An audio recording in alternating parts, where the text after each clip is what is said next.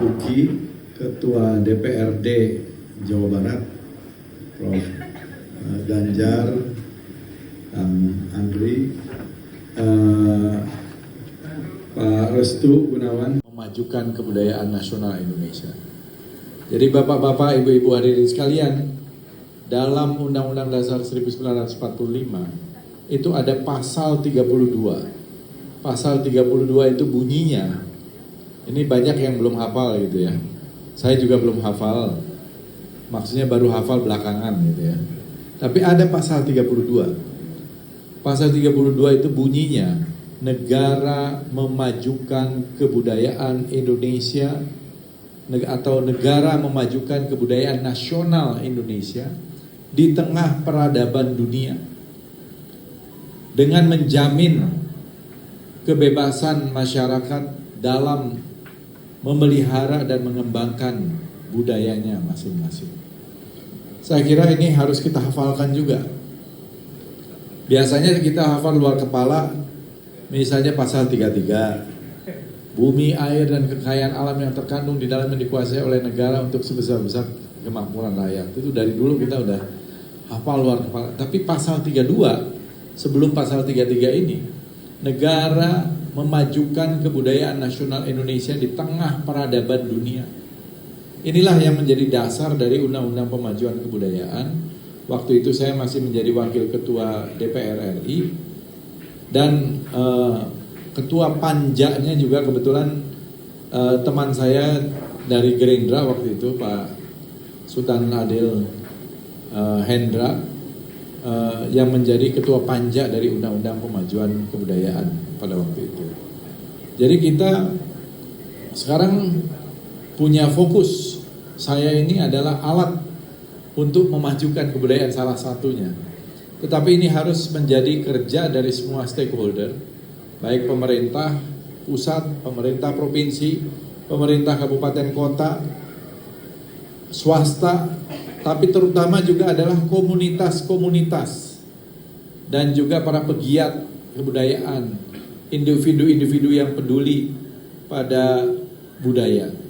Nah, termasuk dalam hal ini adalah budaya Sunda tentu saja.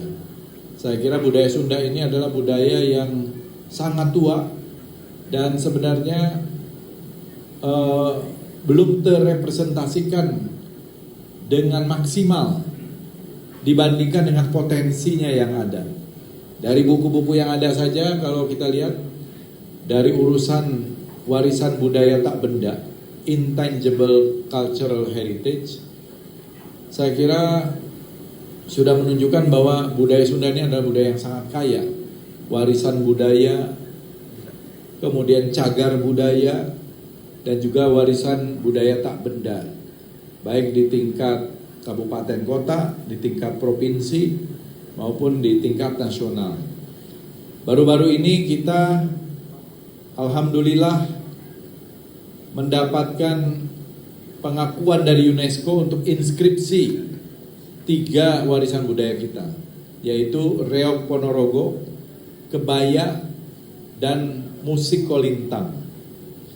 Kebaya bersama-sama dengan negara tetangga kita, Singapura, Brunei, Malaysia, Thailand, karena memang mereka juga mempunyai kebaya juga. Tetapi yang kaya dengan jenis-jenis kebayanya itu sebenarnya adalah kebaya Indonesia. Dari kebaya Sunda, kebaya Jawa, kebaya Bali, kebaya Batak, kebaya Maluku, ya. Hampir setiap daerah kita punya ciri-ciri khas kebaya. Jadi kekayaan budaya kita ini luar biasa, Bapak-bapak dan Ibu-ibu hadirin sekalian. Kekayaan budaya yang luar biasa.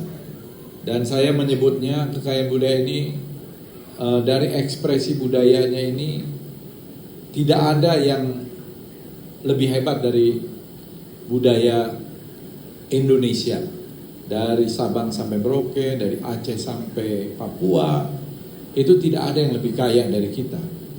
Saya melihat banyak negara, keliling kira-kira 100 negara dalam hidup saya itu, termasuk pada waktu sebagai Ketua Badan Kerjasama Antar Parlemen, waktu saya menjadi anggota Parlemen Eksekutif Parlemen Dunia, budaya kita tuh luar biasa kayanya.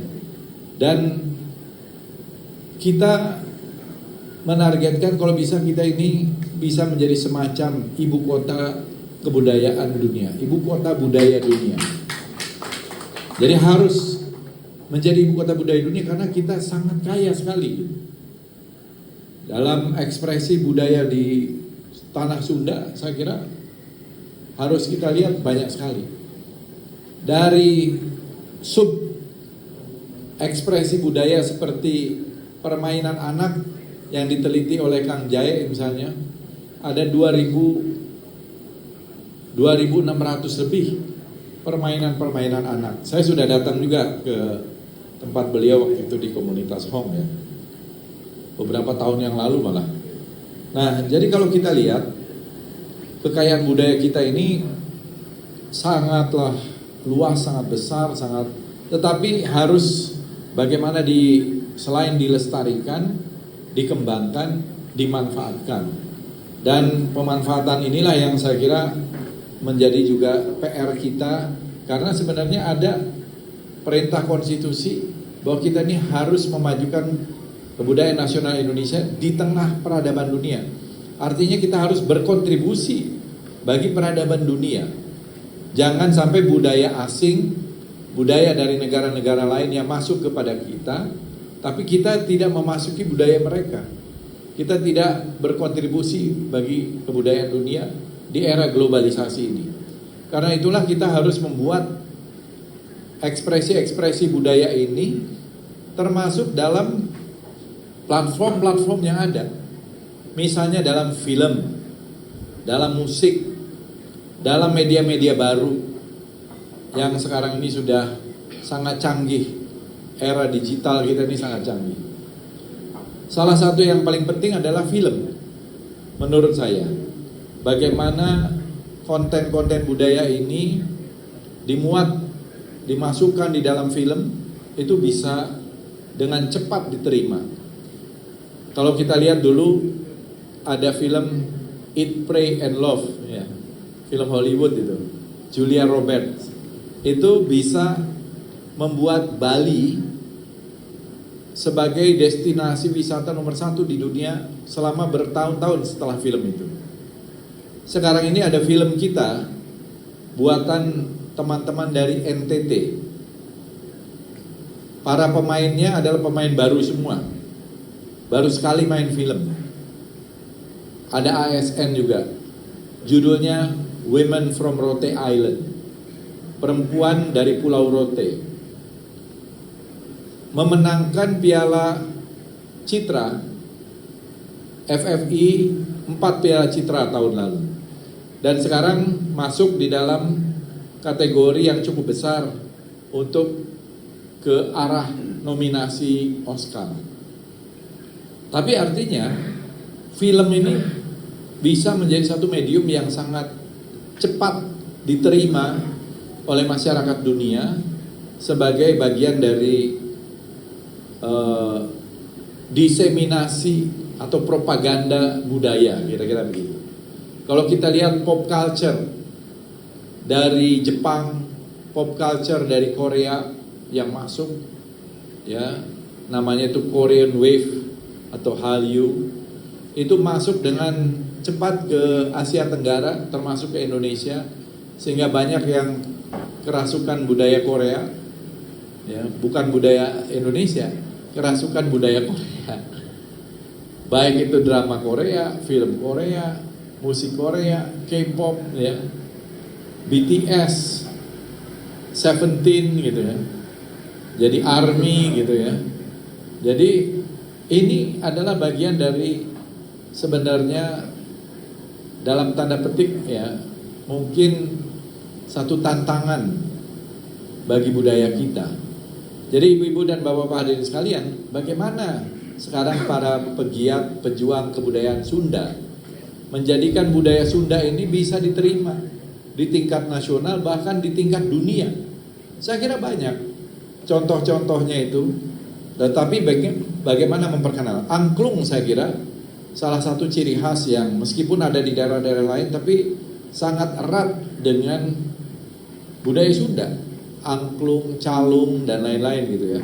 Apalagi ada, tadi saya lihat ada Kang Taufik, Saung Ujo, luar biasa. Ekosistemnya juga sudah berjalan dengan baik gitu.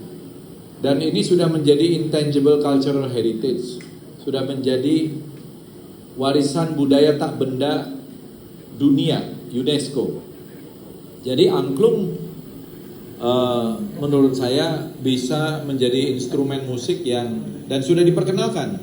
Saya bahkan waktu Piala Dunia, waktu FIFA 2022 di Qatar, saya lihat langsung di pusat kebudayaan Korea itu, di kompleks namanya Katara, angklung itu dimainkan oleh Kang Taufik Ujo dan kawan-kawan dari Saung Ujo. Jadi bisa diterima sebagai alat musik bambu ini. Jadi sebenarnya semua tergantung kita dan harus ada kerjasama dari semua pihak. Yang namanya pemerintah dan Kementerian Kebudayaan adalah alat, dan tentu saja kita ikut memfasilitasi dalam berbagai macam program. Tetapi ini harus ada komunitasnya. Tadi disampaikan oleh Pak Andar Manik ya, tentang dana abadi kebudayaan, dana Indonesiana. Ada. Jadi Pak, nggak perlu lagi dana daerah, yang pusat aja tidak terserap dengan baik. Kenapa? Karena memang belum mencapai itu karena memang basisnya itu adalah kegiatan proposal dan ada kurasinya. Jadi masih kalau tidak salah yang sampai sekarang tidak terserap setahun itu bisa kira-kira 300 miliar. Ya. Satu tahun 300 miliar itu diserap untuk film, untuk kegiatan seni tradisi. Tapi memang harus ada kurasi, harus bagus. Dan ini terbuka. Jadi kita mengkurasinya juga bukan sekedar karena teman harus ikut gitu, karena bukan begitu. Tapi memang harus ada kuratorship yang bagus, sehingga misalnya ada misi kebudayaan ke luar negeri, bisa didanai dari situ. Matching fund untuk kegiatan film bisa ya. Dan itu masih belum terserap dengan sempurna. Bahkan masih ada sisanya. Masih ada sisanya 300 miliar dari yang lalu-lalu juga. Gitu. Jadi cukup dana itu sebagai stimulan, sebagai stimulus. Karena kalau misalnya itu bagus, pasti kegiatan itu kita dukung, dan juga bisa untuk kegiatan-kegiatan yang sifatnya itu menciptakan ekosistem. Jadi sekarang ekosistem kita di film bagus. Nanti musik kita harapkan juga demikian. Musik tradisional, tari-tarian, dan lain-lain. Pencak silat semakin baik ya. Jadi kita ingin, PR kita ke depan ini adalah memajukan kebudayaan, dan kita berharap dengan adanya Kementerian Kebudayaan lebih fokus lagi, dan tentu saja kita ingin bekerja sama apalagi dengan para seniman budayawan dari berbagai kalangan, dengan seniman budayawan Sunda yang jumlah penduduknya terbesar di Indonesia. Provinsi Jawa Barat ini jumlah penduduknya 50 juta. Ya harus terefleksi lah dari seni budaya yang kuat, dan juga cagar-cagar budayanya juga banyak. Gunung Padang itu di bawah kita, maksudnya di bawah pengelolaan dari Kementerian Kebudayaan. Mungkin kita akan adakan kajian lebih lanjut. Begitu juga dengan situs Candi Jiwo, Batu Jaya. Saya juga sudah ke sana mungkin 15 atau 20 tahun yang lalu saya ke sana, ke Candi Jaya, Batu Jaya. Sekarang ini di dalam proses, kalau tidak salah, pelepasan atau pembelian tanahnya, lokasi, supaya ekskavasinya itu semakin mudah. Di Kabupaten Bogor saja saya lihat banyak situs. Tadi Ciaruten, Kebon Kopi 1, Batu Tulis, Prasasti Nanggung, Prasasti Jambu. Di satu kecamatan namanya Taman Sari aja ada sekitar 52 situs. Banyak sekali gitu. Tapi memang narasinya harus digali, kajiannya harus digali. Makanya buku-buku seperti tadi itu sangat penting. Buku-buku itu menjadi dasar kajian. Nanti orang mau membuat film, mau membuat cerita pendek, mau membuat novel, yaitu mau membuat tempat wisata, ya ini berdasarkan dari kajian-kajian ini yang saya kira sangat penting. Dan kita lihat sekarang juga Kujang ya, yang juga dekat identik dengan, saya menulis buku beberapa waktu lalu, nah akan kita cetak lagi cetakan keduanya, itu tentang Kujang Pasundan ya, dari perspektif yang lain. Jadi semakin banyak buku, bahkan kalau ada perdebatan ya semakin bagus. Yang repot itu kalau tidak ada narasi, tidak ada perdebatan, dan tidak ada naskah. Nah ini yang saya kira ke depan perlu kita perbanyak literasi, kita perbanyak edukasi, dan juga museum-museum. Museum-museum baik itu milik pemerintah, milik swasta, milik perorangan, milik komunitas, kita ingin dorong. Sekarang ini ada sekitar hampir 500 museum di Indonesia. Dan ada juga asosiasi museum. Barusan saya juga baru dari tadi itu Museum Pendidikan Nasional. Ya, jadi sangat bagus karena itu adalah pusat-pusat edukasi dan literasi tentang pengetahuan yang sangat tematik. Kalau di luar negeri kreativitasnya lebih tidak berbatas lagi. Saya 15 tahun lalu ke Praha di Ceko waktu itu, pecahan dari Cekoslovakia. Ada museum namanya Museum Patah Hati, Broken Heart Museum. Jadi orang-orang yang patah hati, memorabilianya, surat-surat cintanya, barang-barangnya itu ada di situ. Jadi macam-macam museum itu bisa. Ada di Ukraina itu yang aneh-aneh itu museum toilet, sejarah toilet dari masa ke masa, gitu ya. Dibikin museum, dan itu juga bisa menjadi atraksi. Jadi apa aja bisa menjadi museum, bisa menjadi satu objek yang menarik. Apalagi kekayaan budaya kita ini, kita masih banyak yang belum punya. Saya merintis lah bersama ada Ki Jatnika dan Kami Harja di Megamendung. Saya bikin namanya Kampung Budaya Sunda Paseban. Saya ikut menghidupkan arsitektur Sunda dari bambu.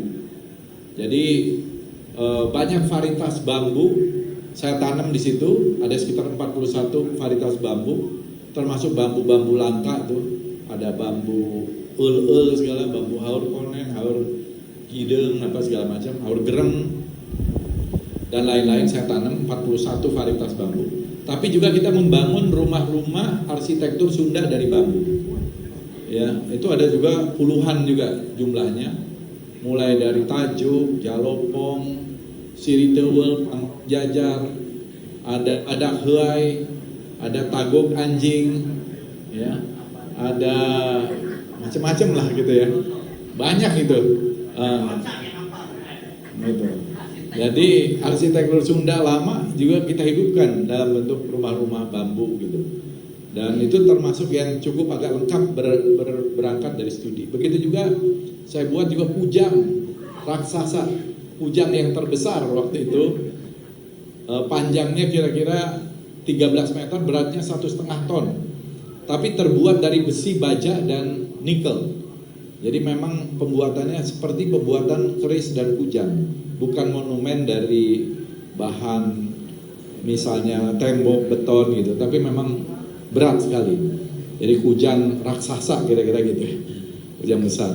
Jadi bapak-bapak dan ibu-ibu, saya kira ini juga bagian kedepannya adalah inovasi kontemporer kita ke depan dalam pemanfaatan. Saya yakin bahwa ini bisa sekali ke depan ini kita memajukan kebudayaan dan memanfaatkannya sekaligus. Dan dengan era digital kita harus beradaptasi, memang mendiseminasi pengetahuan, literasi maupun ekspresi budaya kita dengan digital. Saya kira itu dari saya. Atur nuhun, terima kasih. Wassalamualaikum warahmatullahi wabarakatuh.